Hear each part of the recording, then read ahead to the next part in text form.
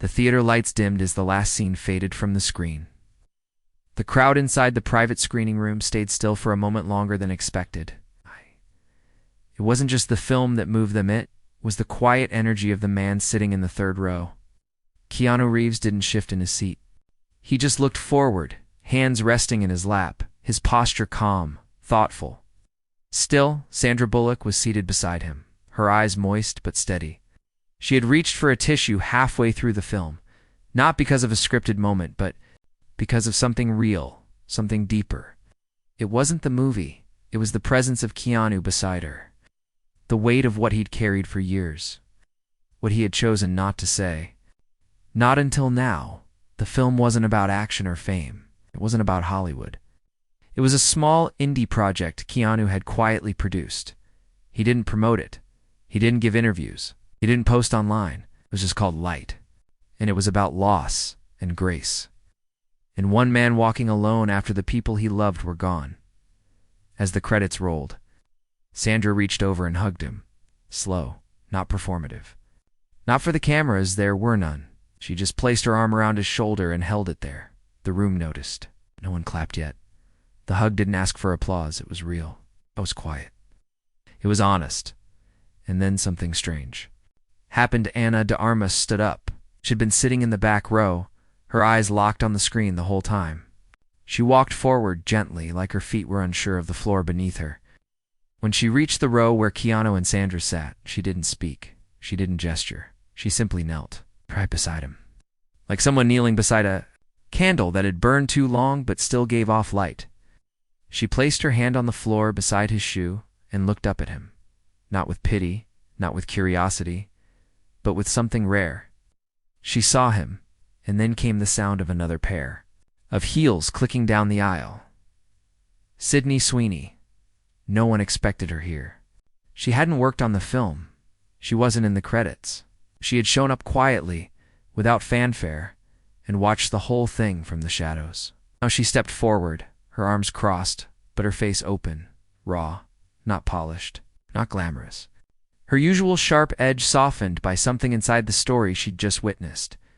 She walked past Ana, past Sandra, past everyone, and then without warning, she sat right there on the floor in front of Keanu. Crossed her legs like a child, tilted her head slightly. "You made this?" she asked.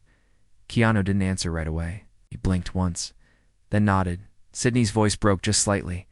"Why now?" Keanu looked at the floor. He took a breath, then spoke in a tone softer than anyone in the room expected. "Because I never said goodbye." Those 4 words cracked something open. Sandra's hand trembled where it rested on his shoulder. Ana looked down, biting her lip, her eyes wet. Sydney stared at him like she'd just been handed the truth wrapped in silence. "No." "What?" One said a word for a while. The silence wasn't empty. It was full. It held everything they hadn't known he was carrying. And then the door opened. It wasn't dramatic, just a soft creak from the hallway. A young intern leaned in with hesitation. She whispered something to the assistant director standing near the exit.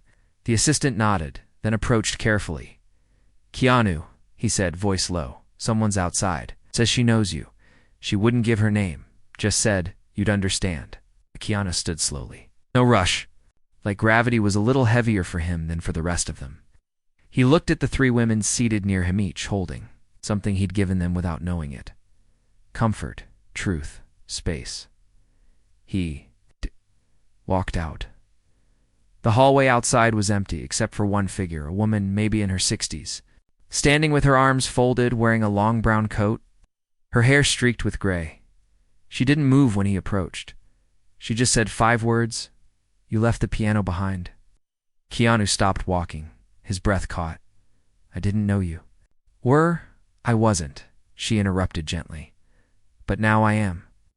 They stood in silence again, the kind that says everything. Then she reached into her coat pocket and pulled out something small.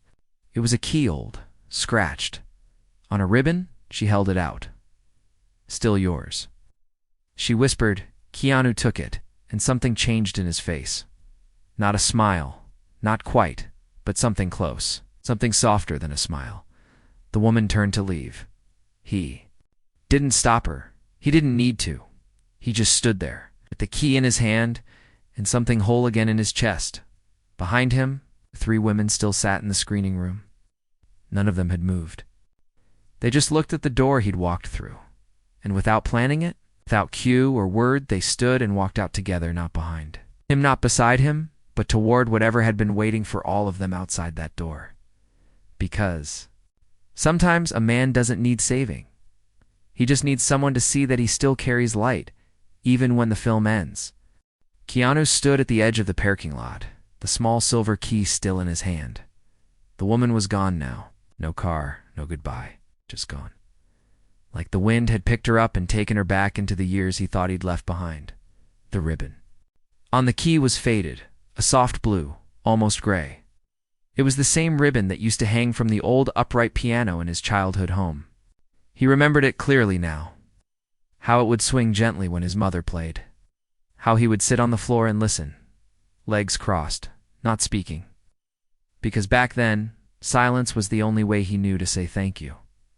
He put the key in his jacket. Pocketed and looked up. Sandra was walking toward him. She had taken off her shoes. She carried them in one hand. The other held the door open just long enough for Anna and Sydney to slip through behind her. Sandra said nothing when she reached him, just stood beside him, barefoot on the asphalt, like they were back in some forgotten summer, waiting for the night to mean something. Anna stood a few steps back, her arms folded, but her eyes locked on him. And Sydney, well, Sydney looked different now. Something in her expression had shifted. Less fire, more warmth. Like she'd remembered how to feel something she hadn't felt in a long time. Keanu spoke first. I didn't expect her. Sandra nodded slowly. Was she family? Keanu shook his head. Not by name, not by blood, she used to bring. My mother grocers when things got bad.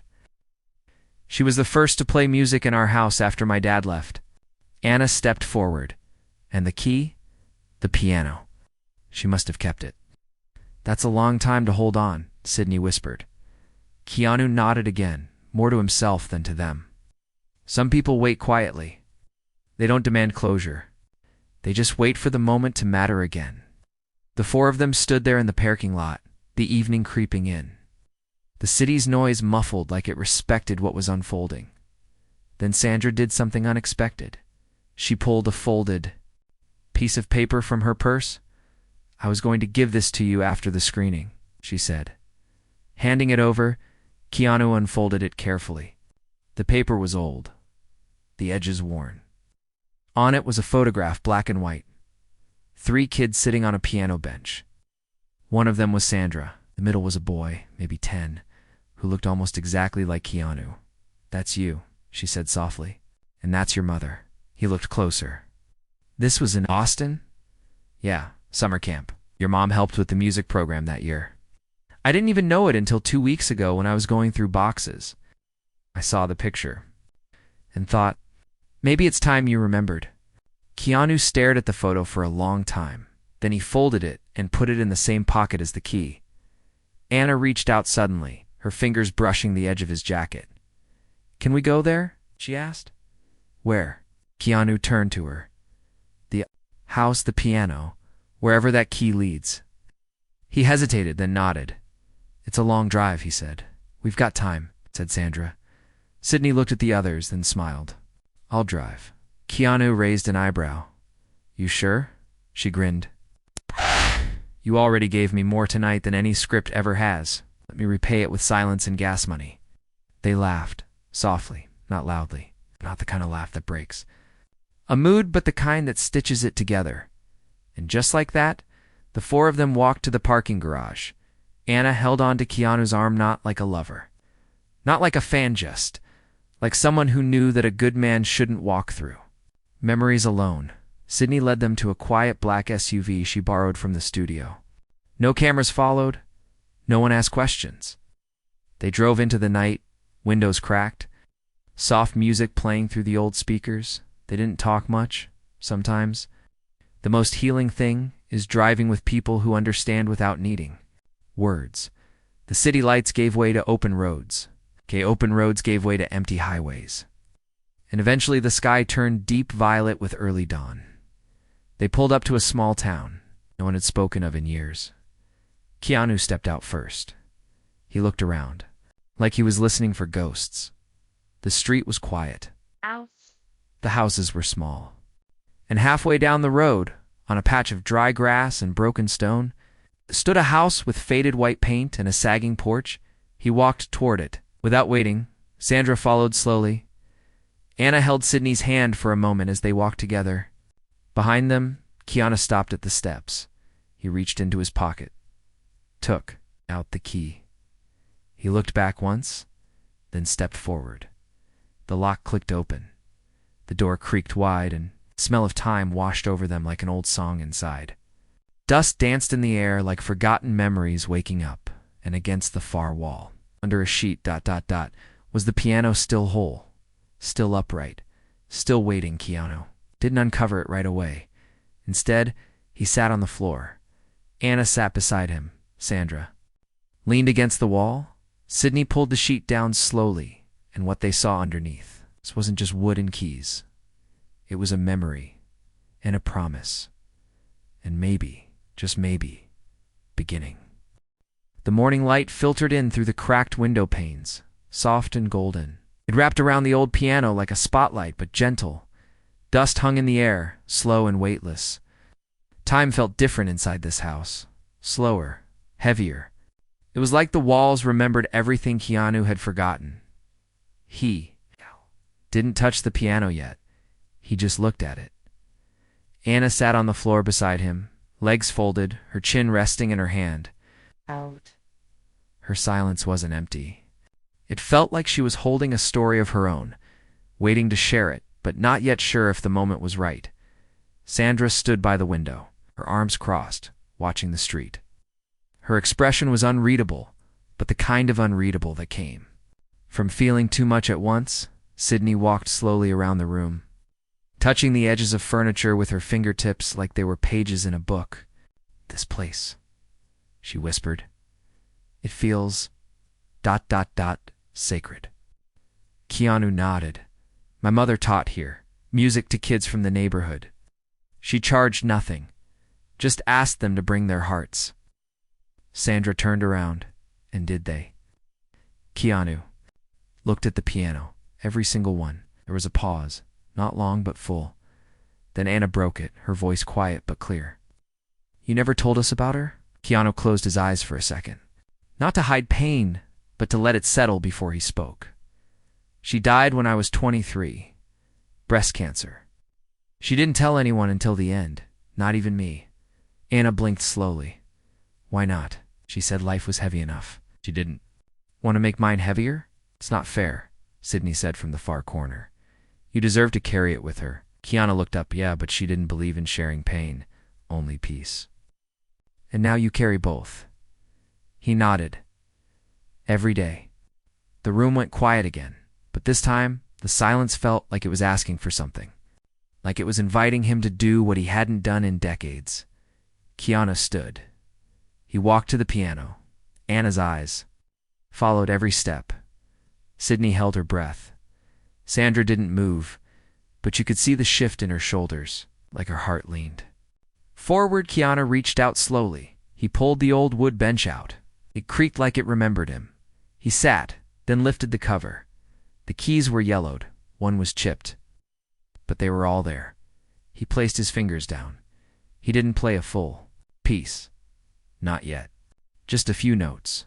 Soft. Testing. Then he played a chord. Just one. And the room changed. Anna covered her mouth with her hand. Sydney blinked fast, like something stung her eyes. Sandra stepped forward slowly, as if afraid to break the moment. Keanu's hands moved gently. He didn't play to impress, played to remember. A melody formed, quiet, slow, but full of soul. It was the song his mother used to hum in the kitchen, the one she played after long days when her hands were tired, but her heart still had something to say. They listened. No one moved, no one filmed, no one needed to. Because something rare was happening. Keanu wasn't acting, he wasn't performing. He was healing, and they were witnessing it. When the song ended, Keanu didn't turn around. He stayed at the keys, his hands resting on them like he wasn't ready to let go. "I used to think playing this again would break me," he said softly. Anna stepped closer. "And now," smiled gently, "it reminded me I'm not broken. Just quiet." Sydney sat down beside him on the floor. "I never knew silence could sound like that." Sandra walked over and placed a hand on his shoulder. "That was your mother's voice," she whispered. Keanu looked up at her. "How did you?" "No, because my mom used to sing the same song. And when she did, the room felt safe." They didn't cry, not in the usual way. There were no sobs. No dramatic tears, just soft eyes, wet lashes, long breaths. Anna reached into her bag and pulled out a small black notebook. "I've been writing again," she said, "but I haven't shared anything. Till now." She opened to a page and read. "Some hearts don't beat louder, they just echo longer. And some people don't shine bright. They glow when the rest of us go dark." She closed the notebook. Keanu looked at her with something rare. Not admiration, not gratitude, something deeper, recognition, like he saw the same quiet flame inside her that he carried in himself. Then the front door creaked open. Again, all four of them turned. A boy stood there, no older than 12, skinny, nervous, holding a violin case. I saw the light on," he said. Keanu blinked. "What's your name?" "Emil. You live around here?" "Next street over." "My mom used to talk about this place. Said music lived here." Keanu stood.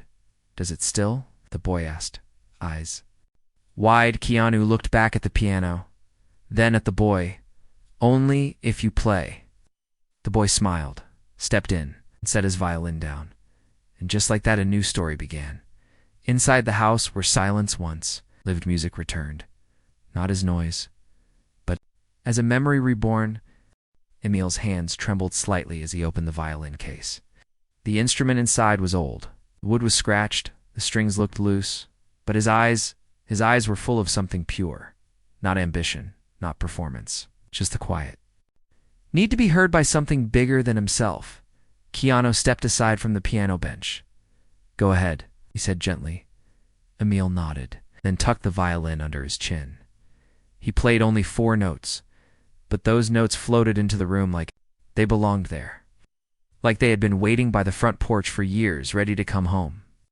The sound wasn't perfect, but it was honest, fragile, and that made it powerful.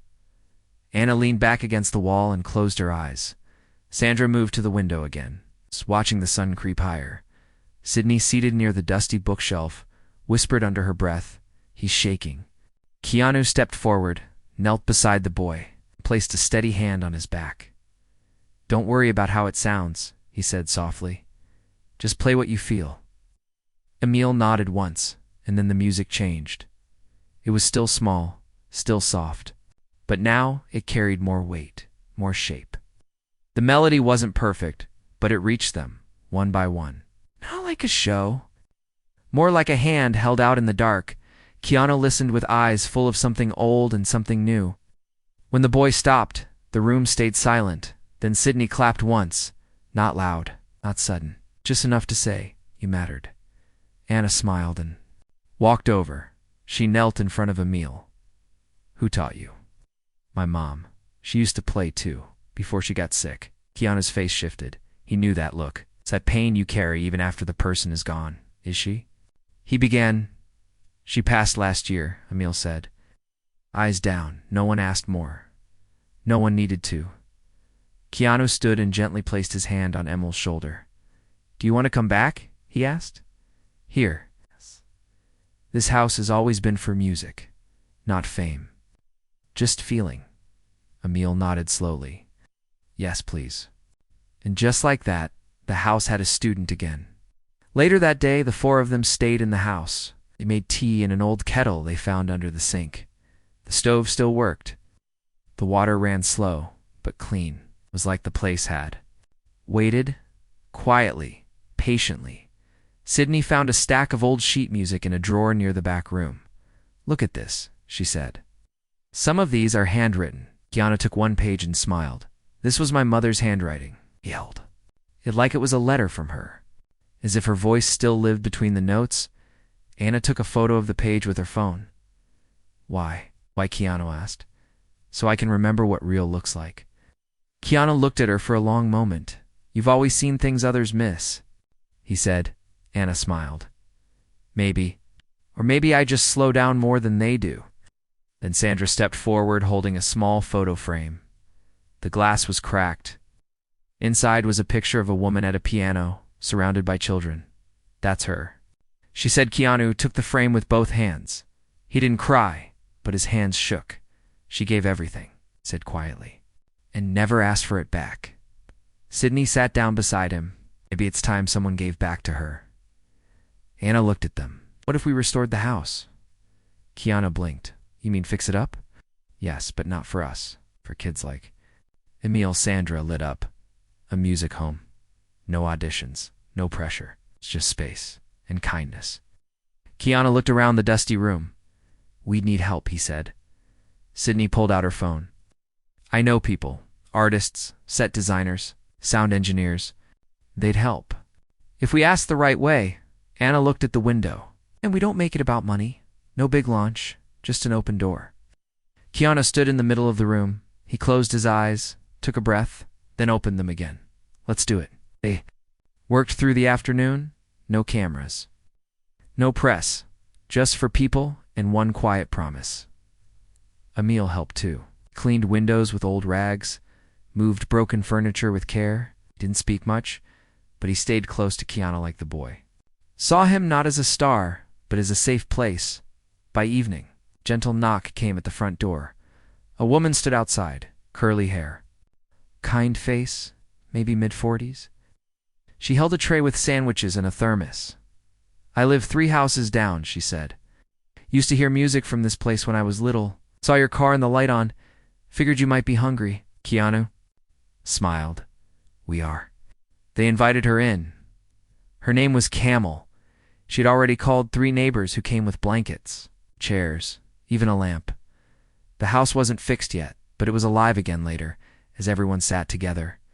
Soft music played on a Bluetooth speaker someone brought. Anna rested her head on Keanu's shoulder. Sydney leaned against the wall beside the piano. Humming to herself, Sandra watched Emil and Camila laugh over old photographs.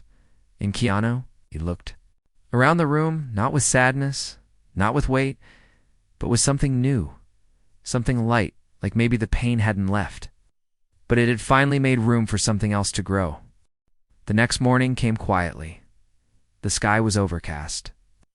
Soft clouds moved slow above the house, like even the weather didn't want to rush anything. Keanu sat on the front steps with a mug of tea. It wasn't hot anymore, but he held it like it still gave him warmth.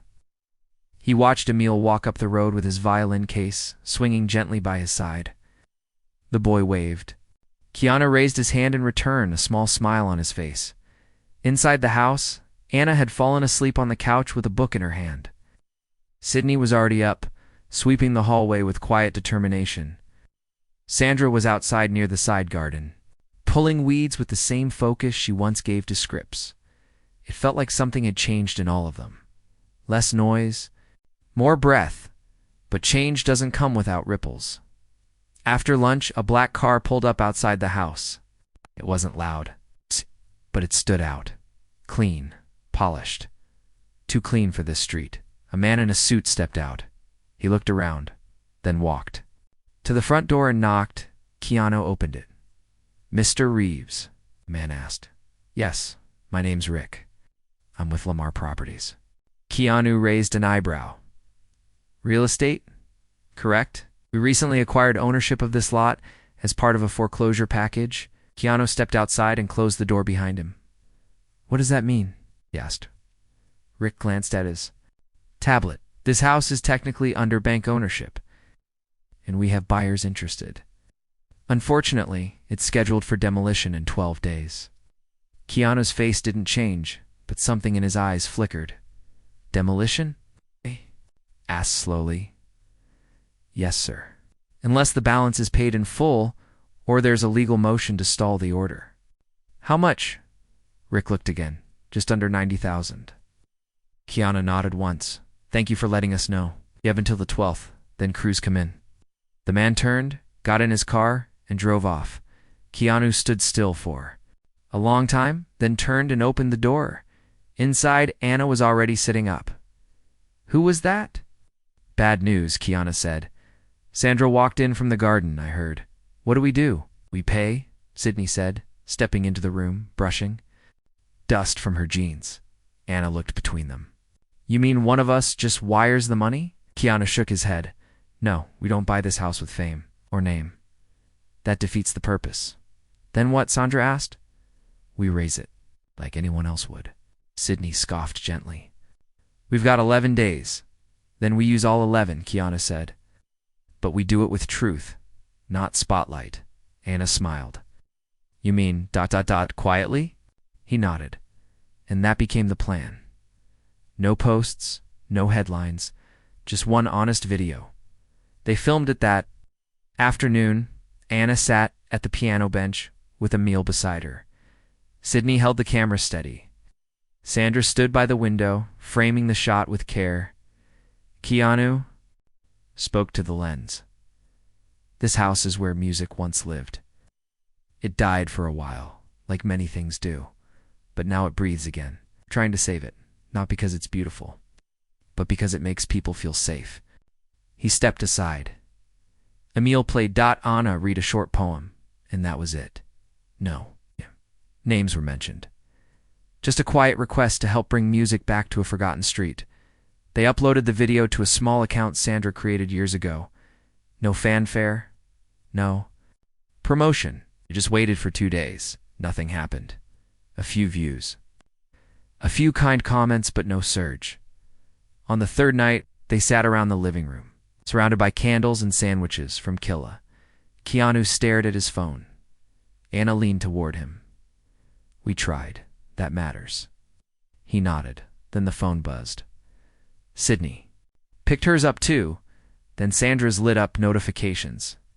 Dozens then. Hundreds. Anna refreshed the page. The video had gone from 800 views to 98,000 in 1 hour. Someone had shared it. A music teacher from Ohio, then a journalist from Canada, then a small indie blog that loved forgotten spaces within hours. Donations came in, $10, $50, $100. No big sponsors, just small hearts. People who understood what it meant to belong. On day 5, they hit 23,000. On day 6, 40-7. By day 8, slowed. Then something unexpected happened. A woman named Margaret posted a video from a hospital bed.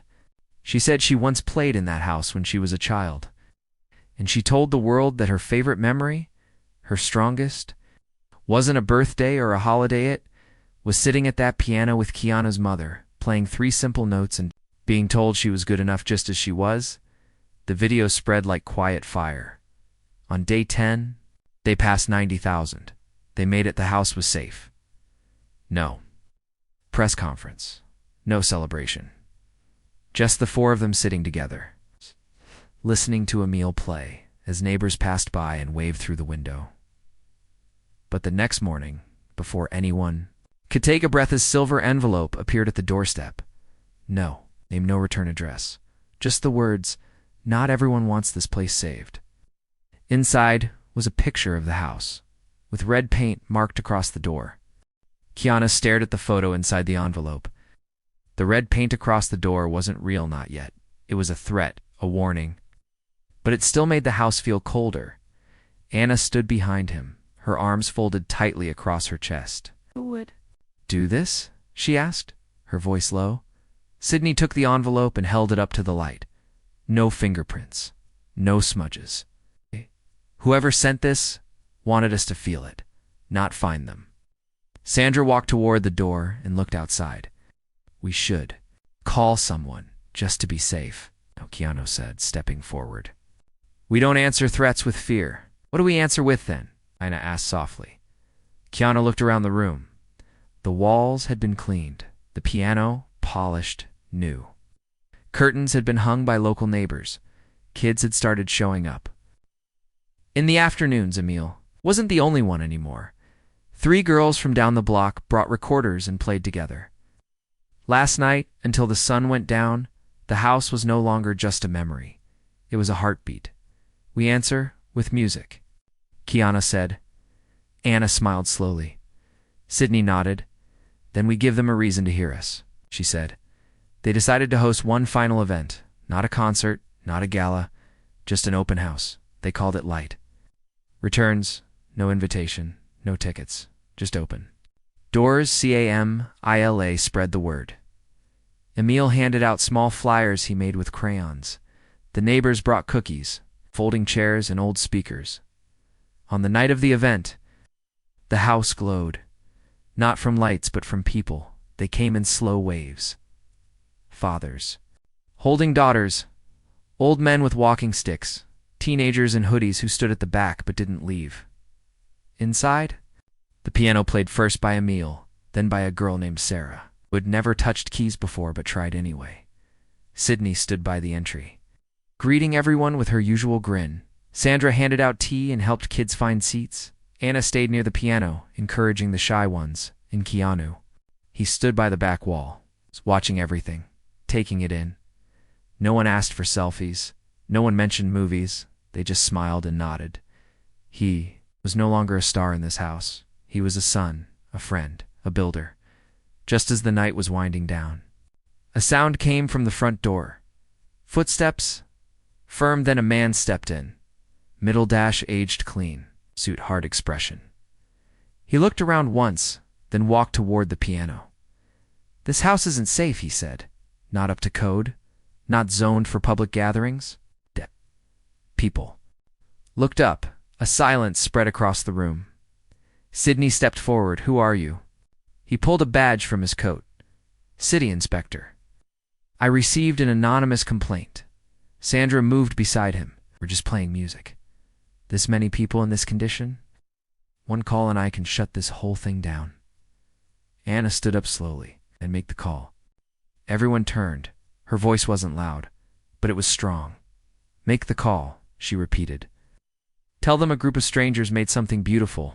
Tell them a child who lost his mother plays music here to feel her again. Tell them a house that was silent now sings. The man looked around. People didn't speak.